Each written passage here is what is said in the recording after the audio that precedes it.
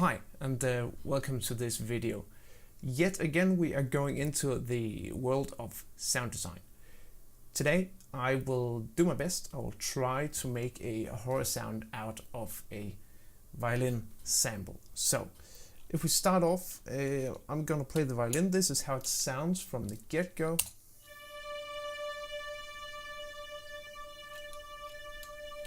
Alright, so the idea I have is that I need to make my own sample out of this. And in that sample I want distortion, I want a huge reverb tail, and I want to finish it off with some sort of delay keeping the tail going constantly. But we can't do this in MIDI, so I want to change this raw MIDI track, I want to change that into a sample of what I just explained, I guess. So the first thing I'm gonna do is that I'm gonna get this going. So first I'm gonna need some distortion. Not much, just a teeny bit to make it come a bit better through. And I can already see now that we are gonna need to take this down a bit, and probably also this. Alright, so I'm gonna just stack a lot of reverb now, and I'm just gonna use the stock plugin in Cubase. So you can use your stock plugins in whatever DAW you are using. And I have to note that while I do this, I am gonna say that this method that I'm gonna use for this is actually working in any DAW. All the functions I'm using in this version of Cubase is to be found in any known DAW on the market. Let's see, what have we now? 1, 2, 3, 4, 5. Let's say 6, just because it's a horror sound or something. I don't know. Alright, so this right now, this should probably be a bit overwhelming for the system, so it should actually clip or just go nuts. Something is about to happen. Yep. Alright. So I already know that now that in all this I'm gonna need a delay of some sort. So I think ping pong delay. And I'm just gonna close this down because I don't want anything fancy. I just want it to keep going. And I could hear now that we're probably gonna need some compression to control all this, and I think I'm gonna compress it pretty hard. So let's see what it's like now. We have a, oh yeah, and by the way, it keeps on going, and to stop this you just break the chain of plugins and it stops. Right, so I think that's a bit of clicks and pops and so on, but that's actually not important because it's the tail of the sound that I'm actually gonna make into some sort of sample. So let's just hear it now.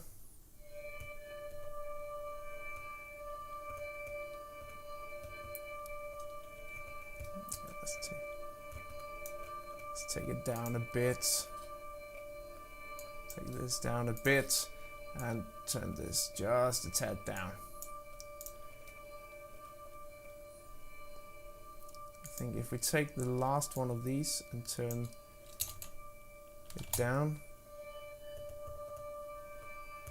yeah, we have a lot of plugins on top of each other working right now, so that's our main problem with the sound. Maybe if we compress it even harder.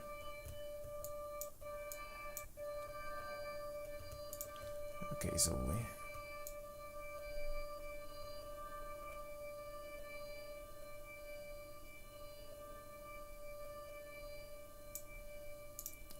Alright, as you know, for sound design you have to play around there, and this is just I'm just trying right now. This is not a planned video at all. Alright, so the next step we are gonna make is that we need to make this into audio, because as you probably know, manipulating MIDI is a no-go.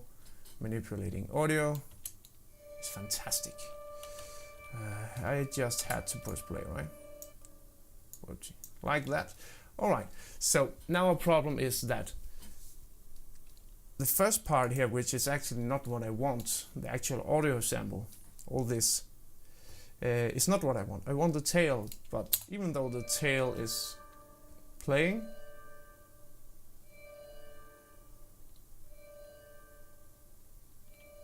I can't really manipulate nothing, right?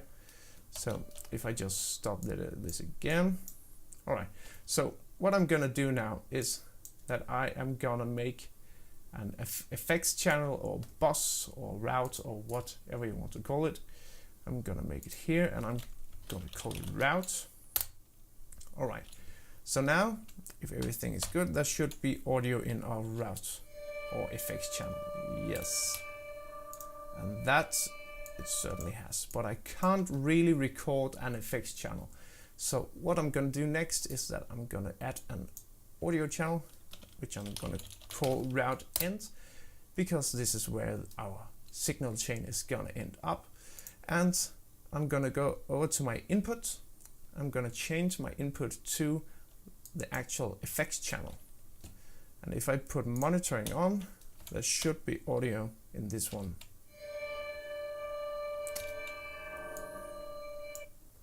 And Lord to behold, there is audio.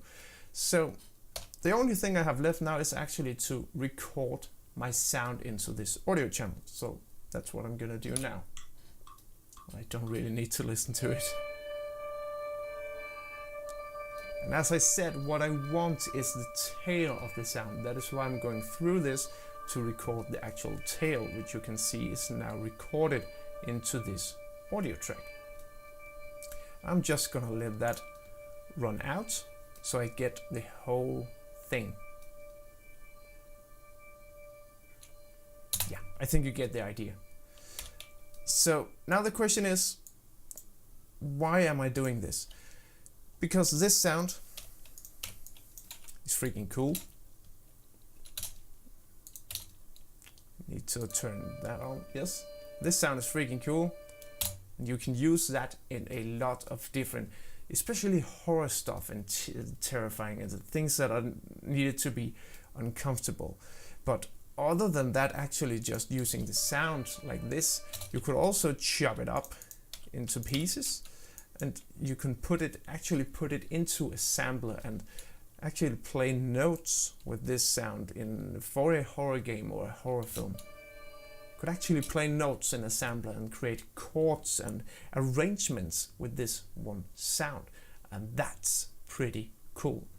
And actually, if you want me to show you how to do that, put it in the comments and I'll do a video on that, because I don't want to do it in this video. So that was the goal for this video. I hope you enjoyed the video. If you did, please subscribe to my channel, like the video, and other than that, have a fantastic day. Bye.